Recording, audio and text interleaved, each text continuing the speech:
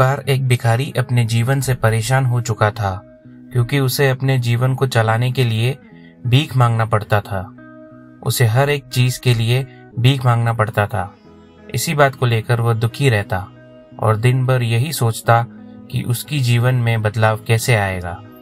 यह सोचकर वह निराश हो जाता।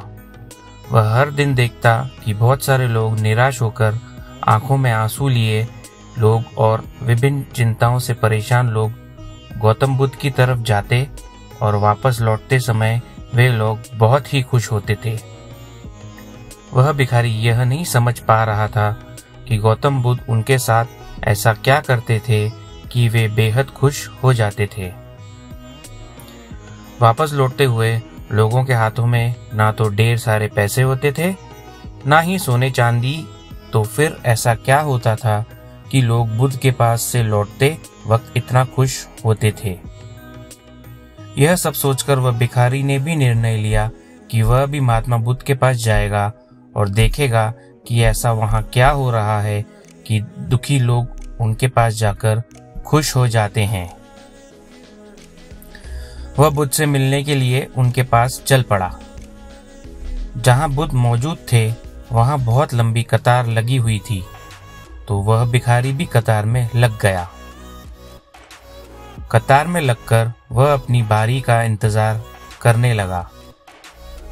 देखते ही देखते उसकी बारी आई और उसने बुद्ध से कहा, बुद्ध, मैं बहुत ही गरीब हूँ, मेरे पास कुछ भी नहीं है। मुझे अपना जीवन चलाने के लिए भी दूसरों से भीख मांगनी पड़ती है।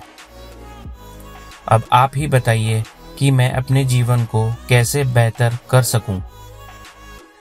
यह सब सुनकर बुद्ध ने कहा, तुम गरीब नहीं हो, तुम्हें ऐसा लगता है क्योंकि आज तक कभी तुमने किसी के लिए कुछ भी नहीं किया, ना ही तुमने कभी किसी को दान दिया, ना ही तुमने दूसरों के लिए कुछ किया। यह सब सुनकर भिखारी के मन में एक आशंका जाग उठी। अपनी आशंका को दूर करने के लिए भिखारी ने पूछा, मैं तो एक भिखारी हूँ, मैं लोगों को दान कैसे दे सकता हूँ और कैसे लोगों की सहायता कर सकता हूँ। मुझे तो खुद अपना जीवन चलाने के लिए दूसरों से मांगना पड़ता है। यह सब सुनने के बाद गौतम बुद्ध थोड़ी देर चुप रहे और फिर उसे बोले, तुम्हारे पास हाथ है जिससे तुम लोगों की सेवा में लगा सकते हो और दूसरों का भला कर सकते हो। इसके अलावा तुम्हारे पास मुंह है जिससे तुम लोगों से अच्छी अच्छी बातें कर सकते हो और दूसरों का हौसला बढ़ा सकते हो। यह सब करके भी तुम दूसरों की सहायता कर सकते हो। जरूरी नहीं कि दान सिर्फ पैसों से किया जाए।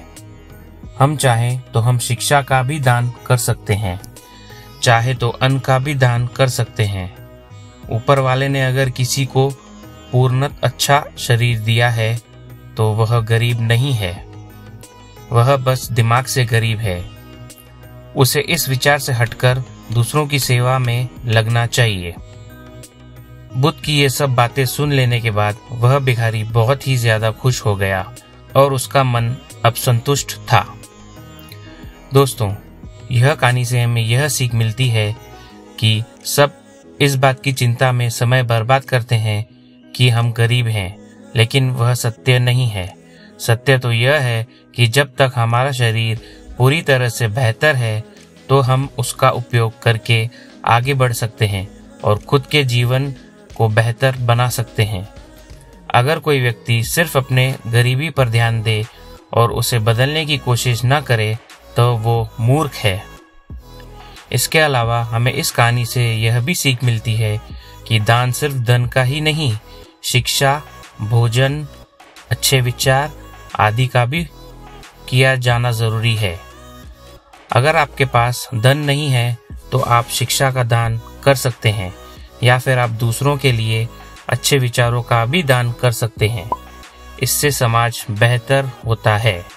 दोस्तों, आशा करता हूँ कि आप इस कहानी से प्रेरित होकर अपने जीवन को बेहतर बना सकते हैं और अपनी जीवन को एक सक्सेस की तरफ ले जा सकते हैं।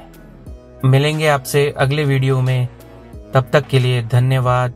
जय श्री राम।